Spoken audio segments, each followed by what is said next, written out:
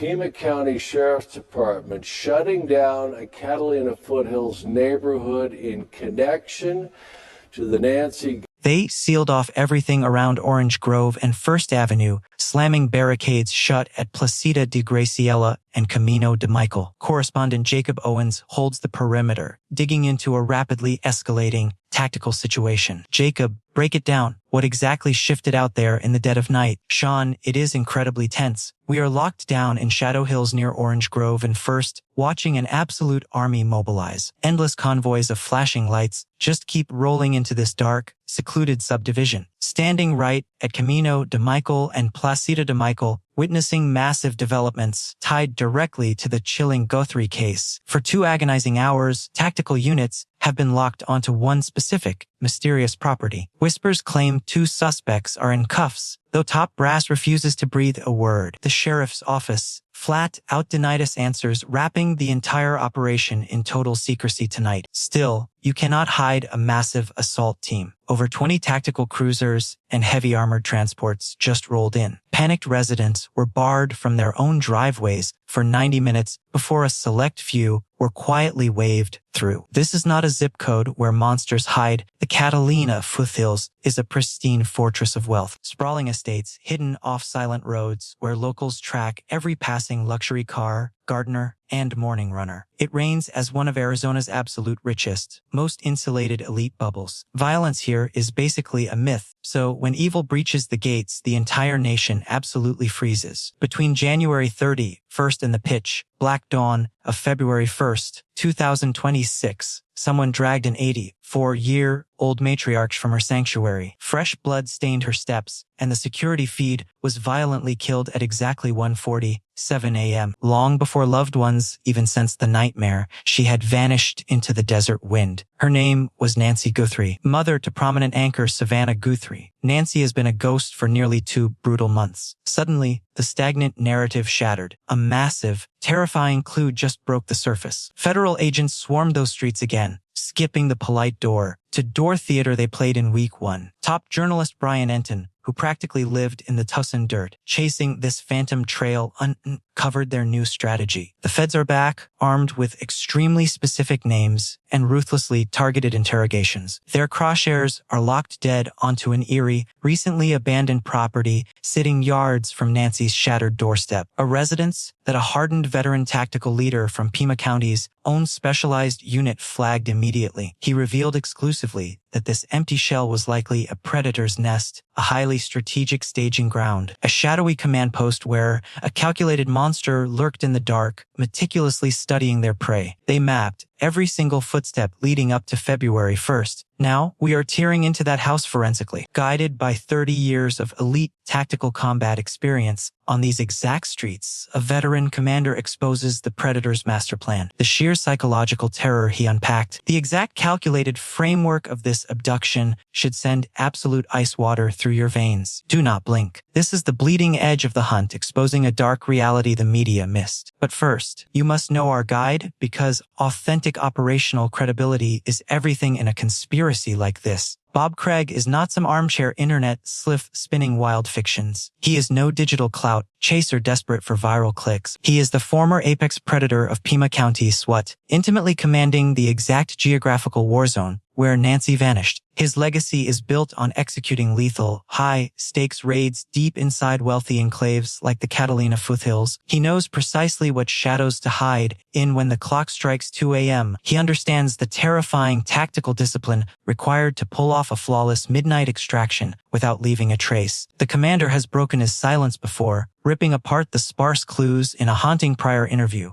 He analyzed the masked phantom on the feed, the tactical gloves, and the deadly glint of a holstered firearm. Weighing the pitch black timeline, his verdict was chilling. This was a highly calculated, malicious strike. He concluded the predator was completely fixated on her exact address, driven by meticulous, terrifying premeditation, suggesting this phantom, even without a seasoned criminal background, executed an absolute nightmare. A ghost, that is what we are dealing with. A phantom who mapped out every single detail and vanished without a whisper. Cold, calculated, deadly. That initial psychological profile barely scratched the surface. But on March 19th, a bombshell exclusive dropped in Parade magazine, and Krieger doubled down. He is officially done just guessing how this predator's mind works. Now, he is exposing the actual physical blueprint. This is no longer merely theories about a twisted scheme. He is pointing to the exact ground zero where this nightmare was orchestrated, and that shift changes absolutely everything. It is no coincidence a powerhouse like Parade hunted down his expertise the second Brian Enton exposed the feds circling back to that empty house. It proves exactly how radioactive this fresh lead really is, way behind the closed doors of official briefings. We need to strip away the rumors and lock down the hard facts, because one wrong detail derails the whole investigation. On March 17th, streaming online on Brian Enton Investigates, the journalist dropped a massive piece of the puzzle that stayed buried. He revealed that the Federal Bureau, acting on deep insider intel, was quietly creeping back through the Catalina Foothills, knocking on doors about a very specific leased home. A house that was suddenly, inexplicably abandoned right as Nancy was violently taken. His exact statement was that one resident essentially packed up and vanished right before the abduction, and detectives were aggressively digging into that departure. Enton made sure to clarify this might just be a total dead end. Yet federal investigators were hyper-fixated on that exact address, hunting down who slept there and the precise hour they vanished. Almost simultaneously, Crime Stories veteran Dave Mack threw a massive wrench into the timeline. Mack claimed those exact tenants fled the neighborhood moments after the snatching took place. That was his angle. In his version, they were comfortably settled until the nightmare unfolded, then evaporated immediately. We are not looking at slight miscommunications here. These are two violently conflicting timelines, and both lead down entirely different, very dark rabbit holes. If Enton's insiders are on the money and the tenants bailed early, then we are staring at a shadowy staging ground that sat completely vacant while the predator laid his trap. An abandoned shell with zero witnesses to spot a lurker, absolutely nobody to log suspicious vehicles, and no permanent residents to notice a stranger turning their dark living room into a sniper's nest. Under that chilling theory, that lifeless structure leading up to February 1st becomes exactly what Krieger warned us about, a predator's paradise, offering an invisible vantage point to stalk the block undetected. But if Mac's timeline holds up and they bolted post-abduction, the sinister implications shift drastically. Tenants who suddenly abandon their lease write as a headline, "Grabbing kidnapping tears their community apart, leaving zero forwarding address, scream suspicion." I am not pointing fingers, but from a purely detective standpoint, that reeks of an extraction rather than a lucky coincidence. We are talking about an absolute scrub, the kind of panicked burnout you only see when staying put means getting caught. And the feds are clearly sweating both angles. Enton noting that they are actively pressing the issue proves this lead is bleeding hot. That is the sound of an open wound in the case. One journalist has the truth, and the Bureau knows exactly who. Let us drag the locals into the spotlight now, because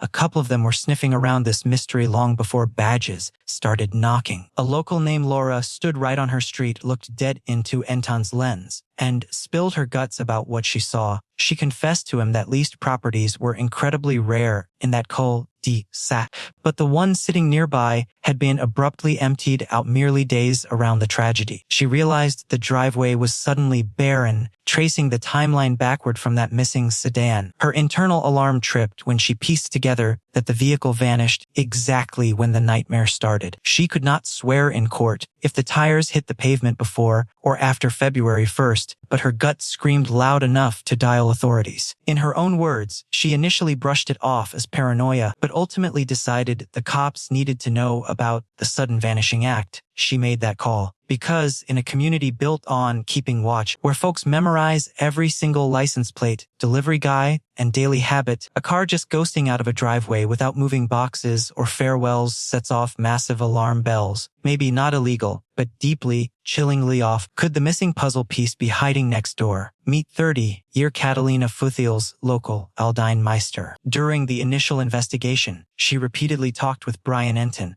Unprompted, she immediately pointed a finger at the empty house next door, right after Nancy vanished. She did not mince words with Anton. She demanded authorities search the recently vacated property beside her. She sounded the alarm during the very first week. Now, 6 weeks deep, federal agents are finally asking the exact questions Meister practically begged them to pursue from day one. Meister also dropped another disturbing detail. Paired with Krieger's recent public statements, her observation suddenly carries a terrifying, undeniable gravity. Roughly 2 or 3 weeks before Nancy vanished, Meister told Anton she spotted an unfamiliar man prowling their quiet streets. His features were completely obscured. He slouched heavily, hiding beneath a tightly pulled down hat. Dressed in casual street apparel rather than workout attire, he blatantly stuck out in a tight-knit community. On camera, she insisted he just did not belong. She recalled noticing a bizarre, slouching figure concealing his face, dressed completely wrong for a neighborhood hike. Wearing inappropriate, casual attire, he immediately triggered her suspicions. He was a complete outsider creeping through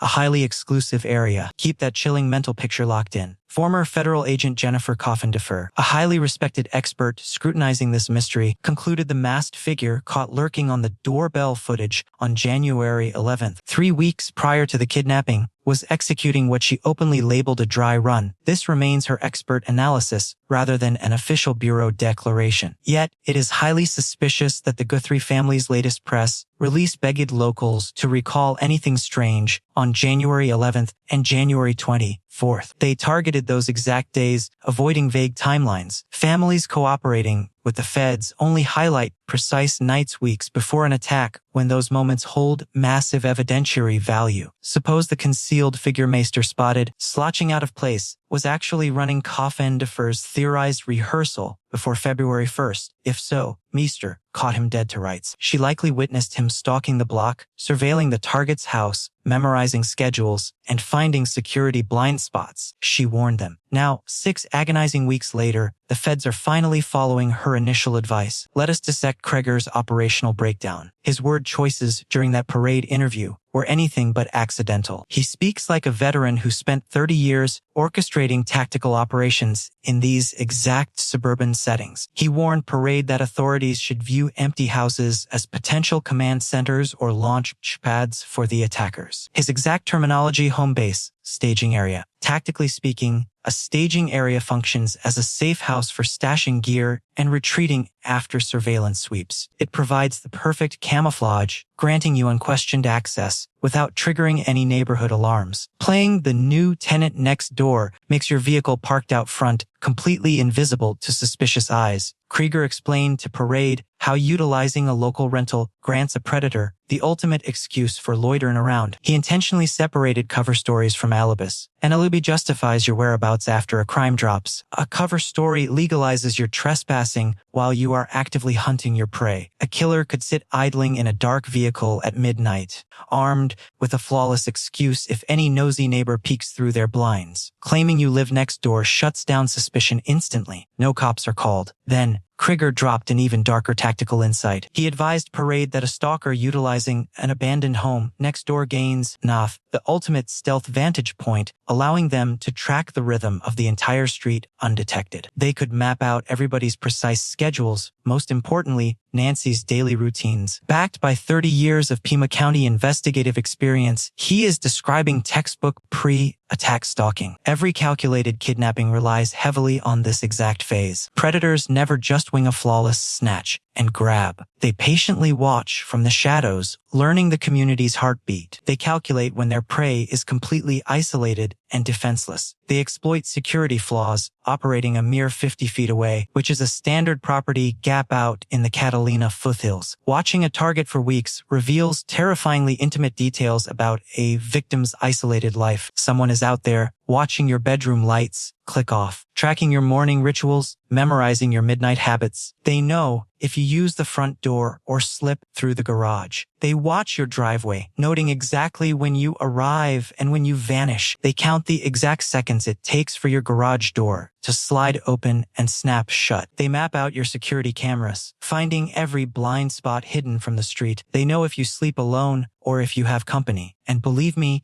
that is not a guess. That is exactly what 50 feet and several agonizing weeks of dead, eyed, patient stalking buys a predator. Look at the official timeline of Nancy's final night. On January 31st at 5:32 p.m., she took an Uber to a family dinner. She was dropped back home at 9:48 p.m. Just 2 minutes later, at 9:50, the garage door sealed shut. She was locked inside. The street went pitch black. No guests, completely alone. Then, at 1:47 a.m. on February 1st, her front door camera was killed. It just went dead. According to tactical expert Krieger, if a predator had been staking out that house from a nearby yard, they knew perfectly well that the window between 9:48 and 1:47 was their time to strike. 4 straight hours of absolute isolation, a dead silent street, 0 witnesses. The masked phantom caught on that final footage did not just wander by. He came ready. Ski mask, tactical gloves, heavy jacket, a sidearm holstered on his hip, and a 25-liter hiking backpack. The feds officially listed the suspect as a male, roughly 5'9" to 5'10", with an average frame. Months dragged on. No name, no handcuffs, no suspects. You do not gear up like this for a crime of passion. Every analyst looking at this tape agrees this is a tactical loadout. Pure, calculated preparation for a targeted hit on one specific night. Listen closely to Krieger's interview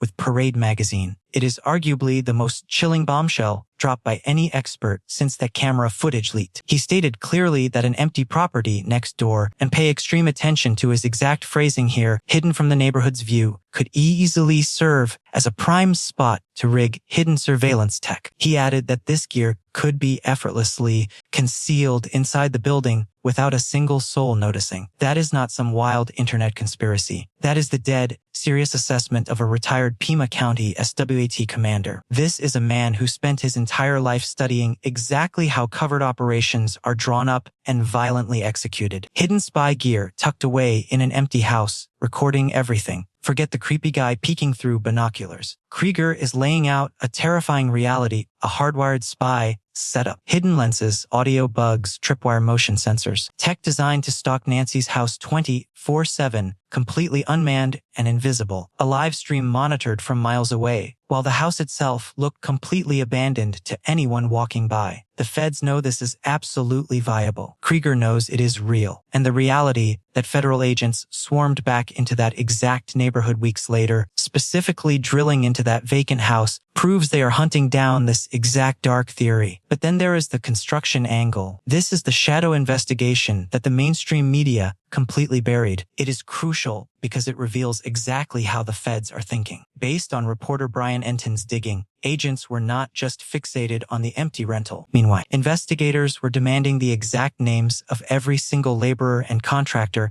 who stepped foot in that neighborhood right before Nancy vanished. They did not want corporate brands or vague job descriptions. They wanted names. Every single guy on every project down to the hour. A local told News Nation that her friend, who was building a house nearby, was cornered by the FBI and told to hand over a master list of everyone who touched her property, every last one of them. So why connect the builders to the empty house? Because a random construction crew and a spying neighbor share one deadly advantage. They both have the perfect cover story to be in a quiet neighborhood without triggering any alarms. A dirty pickup idling at 7 a.m. does not make anyone look twice. Guys pacing the property line, eating sandwiches on the tailgate. It all blends perfectly into the background, a brilliant camouflage for a predator hiding in plain sight. Who do we ignore most? The people right outside our windows. Construction workers see everything. Who vanishes at dawn? Who stays hidden? They memorize the neighborhood blind spots, lingering on the exact same block for months on end. If a predator needed a flawless, invisible excuse to stalk a target's front door, hard hats and tool belts offer the ultimate camouflage. Exactly what Krieger described as the perfect vantage point. Ex-Bureau agent Steve Moore broke it down on Ent's show, decoding the true gravity of this federal escalation. He stressed they are circling back, but make no mistake, this isn't a retreat. They are closing in. A hidden clue shook loose, a fresh alias or buried secret forcing them to aggressively verify every piece of existing intelligence. Two sinister tracks converging. Federal operatives are simultaneously hunting down the empty rental house and those rogue laborers. Craig's tactical framework screams one chilling question. Who had a flawless alibi to stalk Nancy's property just before February 1st, and who weaponized that disguise to pull off something deeply sinister? Listen closely. Let us dive into the cold,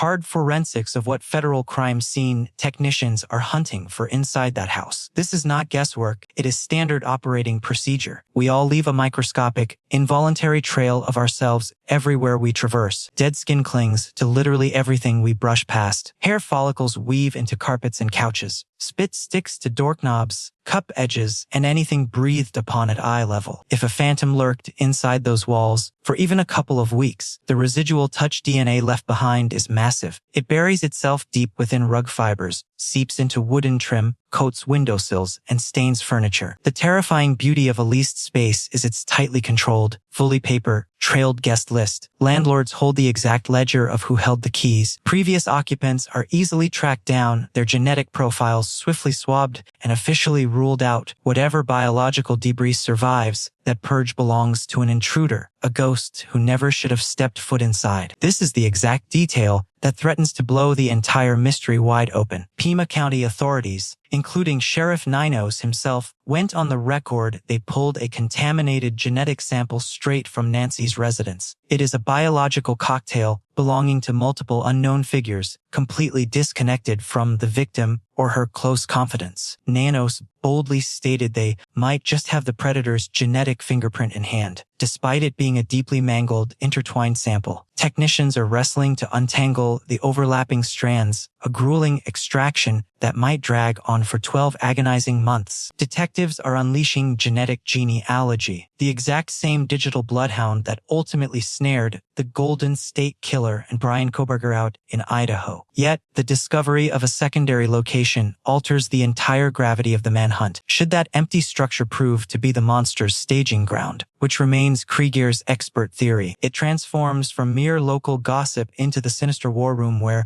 a kidnapping was meticulously mapped out. If crime scene techs strike gold there, matching that rogue a biological hit back to Nancy's living room, authorities snag the ultimate prosecutorial holy grail. A multi-location genetic match, 2 isolated hunting grounds, completely distinct evidence recoveries, and absolutely watertight chains of custody. Yet the identical biological signature stains them both. The inescapable courtroom trap snaps shut. Try explaining how your cells ended up there twice. Justify why your distinct bodily fluids are hiding inside a vanished woman's house and simultaneously haunting the dwelling right next to it. Any hardened government lawyer will confirm this constructs an entirely deadlier evidentiary snare than a lone physical sample ever could. Cutches shoved perfectly into place to stalk Nancy's windows leave heavy carpet impressions that demand professional restoration to fully erase. Boot scrapes gouged into a ledge from hours of obsessive watching remain highly detectable. Even if spy gear was planted and ripped out, the frantic getaway leaves a signature hidden drill holes, sticky tape remnants carrying specific chemical DNA, alongside hidden wiring pathways dragged across floorboards and sills, plus discarded digital storage like tiny memory chips or thumb drives easily dropped in a panicked escape. Abandoned artifacts that could hold hundreds of hours of surveillance on Nancy. Right now, nothing is officially confirmed. The Bureau is keeping an iron grip on whatever dark secrets that sweep uncovered. But make no mistake, this is exactly how the psychological and forensic dissection of a nightmare operates. What kind of predator stalks the elderly? Elite forensics units know exactly what to hunt for when operational blueprints leak to the public. So, what happened when Newsweek pressed the Phoenix Federal Division about that abandoned house and the shady construction crew? They sent back this highly sanitized, heavily guarded statement. We generally ignore independent journalism, and per Department of Justice protocol, our lips remain completely sealed on active cases. Total radio silence. It is nothing but bureaucratic red tape slammed right in our faces. Yet,